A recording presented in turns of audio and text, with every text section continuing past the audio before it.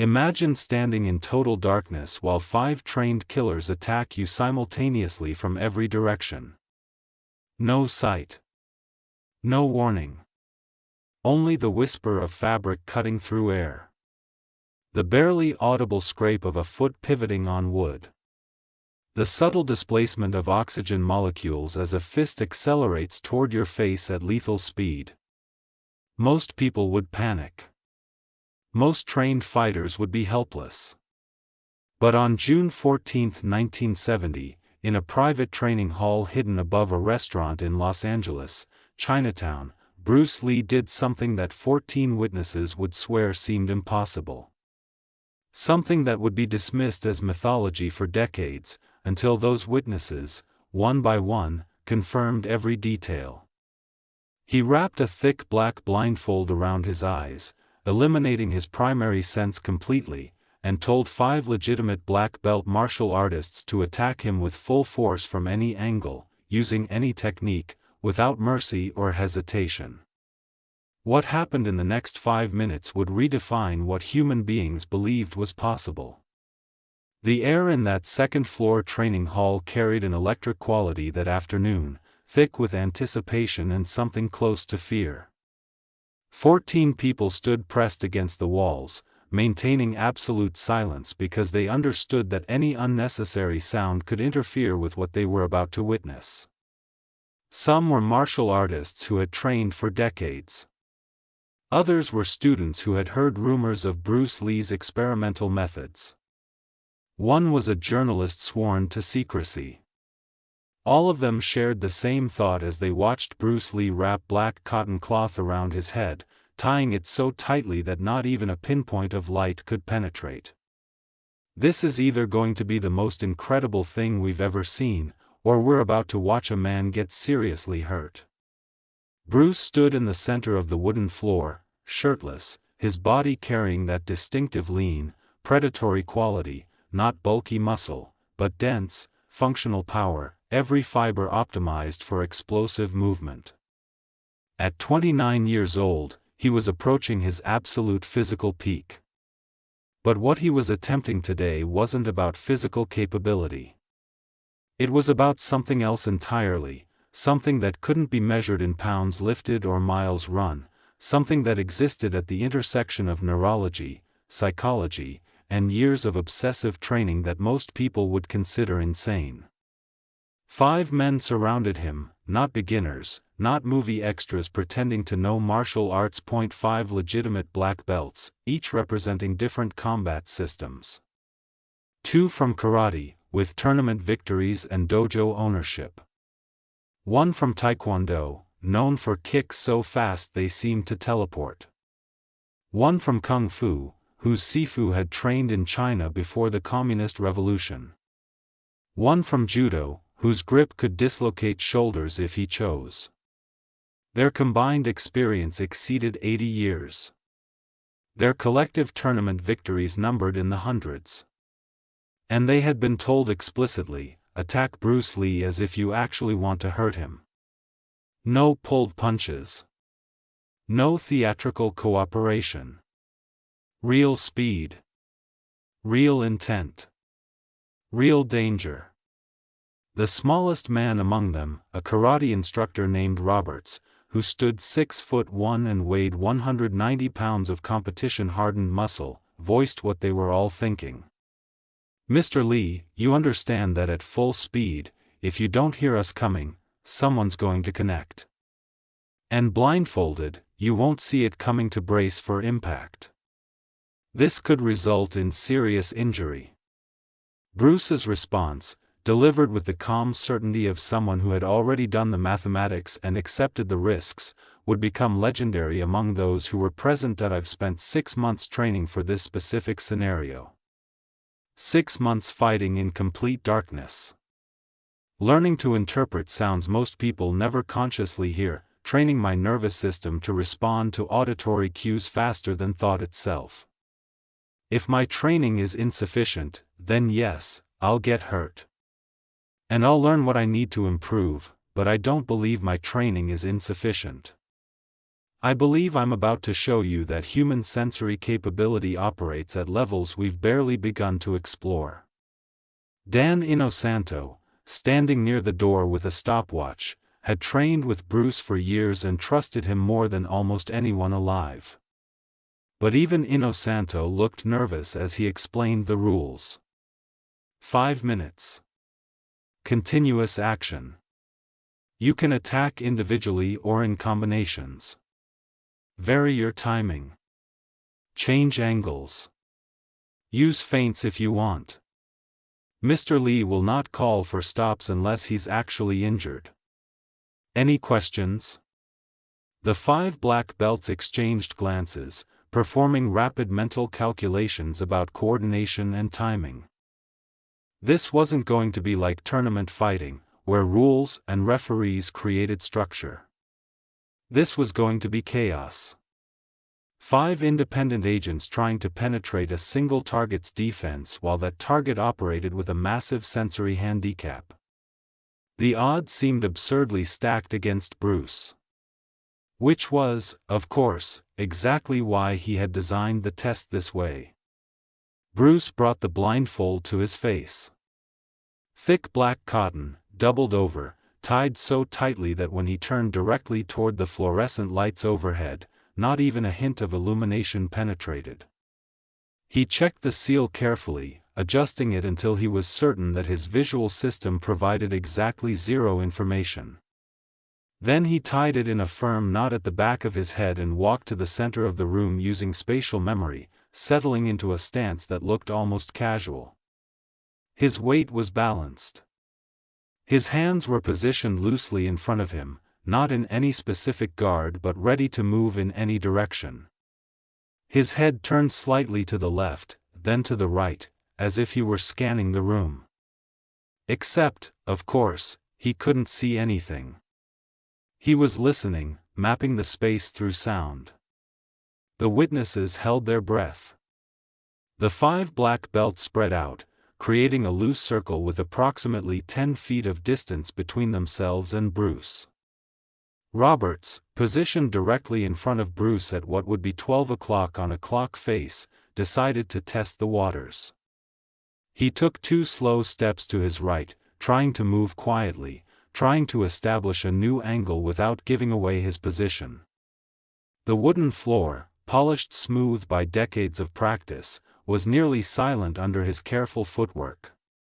Then he exploded forward, closing the distance in one explosive burst and threw a straight right punch at Bruce's jaw, full power, full commitment, the kind of strike that had knocked out multiple opponents in tournament competition. Bruce's head moved, not dramatically, not with any wasted motion, just 6 inches to the left, smooth and controlled, as if he had seen the punch coming from a mile away. Robert's fist passed through the space where Bruce's head had been a fraction of a second earlier, missing by a margin so small that observers could see the air displacement ruffling Bruce's hair. Robert stumbled slightly, his momentum carrying him forward, his balance compromised by the expectation of impact that never arrived. How? That was the question written on every witness's face. Roberts had moved quietly. His approach had been tactically sound. His punch had been fast, genuinely fast, not demonstration speed, but real competition speed, and yet Bruce had evaded it with such precision that it seemed impossible he hadn't seen it coming. What sound could possibly have provided enough information for such accurate defense? The answer, though none of the witnesses understood it yet, was layers of sound. The nearly inaudible scrape of Robert's foot as he pivoted to generate power. The whisper of his GI sleeve cutting through air as his arm extended. The subtle change in air pressure as his body accelerated forward. The barely perceptible grunt of breath as he committed to the strike. Each sound individually was almost nothing but background noise that a normal person would never consciously register, but Bruce had trained his auditory processing system to not just hear these sounds but to interpret them, to extract meaning from acoustic information that most brains simply filter out as irrelevant. Kim, the taekwondo expert, positioned at Bruce's 7 o'clock, completely outside any possible field of vision even if Bruce hadn't been blindfolded, saw his opportunity. While Bruce was oriented toward Roberts, Kim launched himself forward and executed a roundhouse kick aimed at Bruce's ribs, a technique that had earned him state championships, delivered with speed that made experienced martial artists struggle to defend. The kick should have connected. Bruce's attention was forward. The attack came from behind. There was no possible way he could know it was coming. Bruce's body rotated 45 degrees. His left arm dropped and angled outward in a precise interception pattern. The block wasn't forceful, just enough pressure to redirect Kim's ankle downward, so the kick passed under Bruce's ribs instead of into them. Kim's foot hit only air, his momentum carrying him into an awkward recovery position. The observers made involuntary sounds of shock, gasps, small exclamations of disbelief that they quickly stifled, aware that their noise could interfere. This wasn't luck.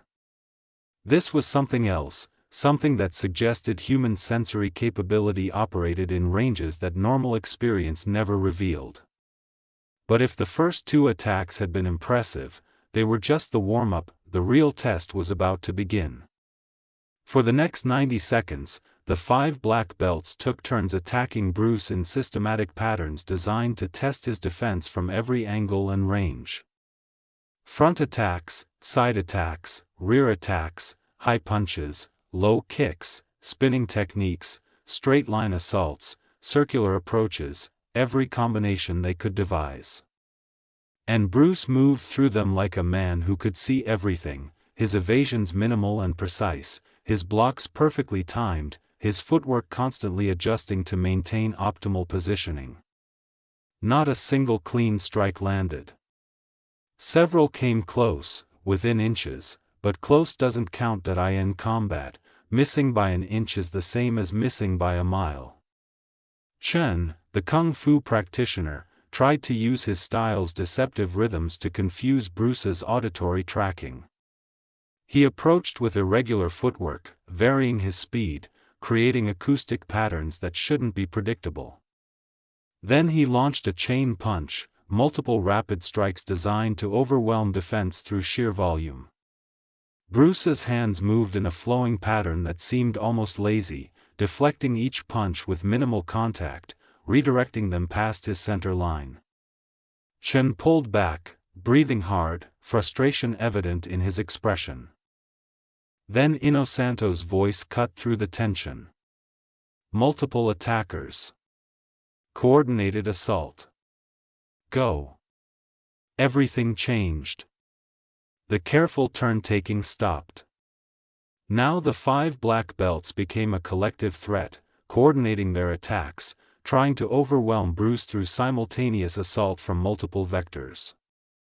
This was where the real impossibility began. A human being can track one auditory source with reasonable accuracy. Tracking 2 simultaneously is difficult but achievable with training. But 5? 5 separate sound sources, each moving independently, each generating acoustic signatures that overlap and interfere with each other. That shouldn't be possible. The human auditory system shouldn't be capable of processing that much simultaneous information with sufficient speed and accuracy to generate defensive responses in real time. Roberts and Kim attacked from opposite sides simultaneously. Punch from the front, kick from the back. Bruce moved diagonally forward and to the right, a direction that seemed random until observers realized it positioned Roberts' body between Bruce and Kim's incoming kick. Roberts' punch missed. Kim's kick, unable to adjust mid-flight, struck Roberts in the thigh instead of hitting Bruce. The 2 attackers collided, disrupting their coordination. Before they could recover, Chen rushed from the left attempting a takedown while the judo practitioner, a man named Tanaka, who had been silent until now, approached from the right with a grip fighting technique. Bruce heard the change in Chen's footfall pattern, the shift from striking stance to grappling level, and stepped backward and to the left just as Chen's arms closed on empty space. Simultaneously, his right hand extended and made light contact with Tanaka's reaching arm, just enough pressure to disrupt the grip attempt and send Tanaka stumbling past him.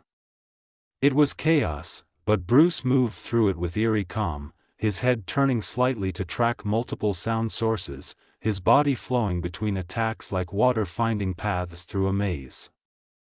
The witnesses weren't breathing anymore. They were frozen, their analytical minds trying to process what their eyes were seeing, while their deeper instincts told them this shouldn't be physically possible. 3 minutes had elapsed. The 5 black belts were sweating heavily now, their GI tops darkened with moisture. Their breathing labored.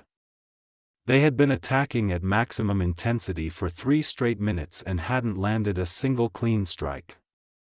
The psychological impact was visible in their faces, confusion mixing with frustration, and underneath that, a growing sense of awe. Bruce's breathing had increased but remained controlled. Sweat covered his torso, making his muscles stand out in sharp relief under the fluorescent lights. But his movement quality hadn't degraded. If anything, he seemed to be improving, his responses becoming smoother, his positioning becoming more sophisticated. It was as if his auditory processing system needed time to fully calibrate to the acoustic environment, and now that it had, he was operating at peak efficiency. Roberts, his competitive pride wounded by 3 minutes of complete failure, called for a coordinated assault. All 5 black belts tightened their circle, reducing the space between themselves and Bruce to perhaps 6 feet. Then, on an unspoken signal, they all rushed simultaneously. 5 full-power attacks converging on the center from 5 different angles at the same instant. Punches, kicks, a grappling attempt, all arriving within a half-second window.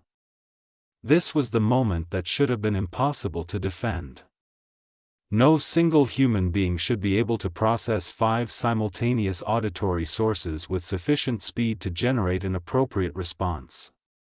Bruce dropped. Not slowly, not telegraphed, but suddenly his weight shifted and he descended into a deep squat, lowering his head position by approximately 2 feet in less than a quarter second. 4 of the 5 attacks passed over him, the attackers' momentum carrying them past their target. The 5th attack, Kim's low kick, Bruce caught with both hands, redirecting it upward so that Kim's supporting leg left the ground and he fell backward, landing hard on the wooden floor. Bruce rose immediately, turning to face each attacker in sequence, his hands still raised, his body language indicating he knew exactly where all 5 men were, despite not seeing them, despite their positions having changed completely during the coordinated assault. Time. Inosanto called, his voice tight with emotion. 5 minutes. It's over. Bruce reached up and untied the blindfold, pulling it away from his eyes. He blinked several times, readjusting to the presence of light.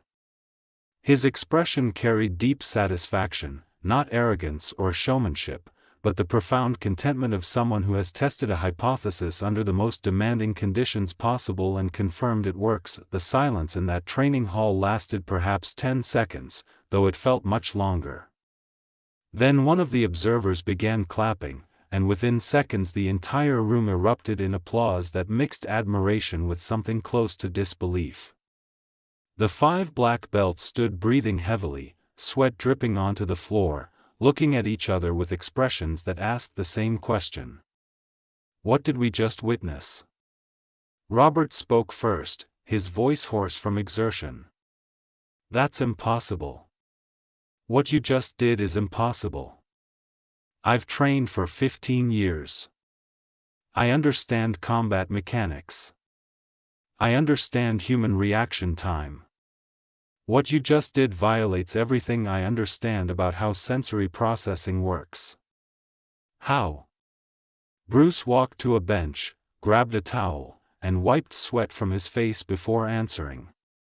His response would be quoted and analyzed for decades. It's not impossible. It just looks impossible because you're viewing it through assumptions about human capability that are too limited. You assume vision is necessary for spatial awareness. It's not. It's just the easiest sense to use, so we become dependent on it and stop developing alternatives. You assume conscious thought is necessary for response. It's not. Thought is actually slow compared to trained reflex. You assume one person can't track 5 simultaneous auditory sources, but that assumption is based on normal auditory attention, which is conscious and selective. I'm using something different, a trained perceptual system that operates below conscious awareness, processing acoustic information and generating motor responses without the delay that thinking creates. June 14, 1970. Los Angeles, Chinatown. 5 minutes that proved human sensory capability extends far beyond normal experience. 14 witnesses who saw something that changed their understanding of what training could achieve. And Bruce Lee, who demonstrated that mastery isn't about superhuman gifts, but about systematic development of capacities that exist in all of us, waiting to be awakened through proper cultivation.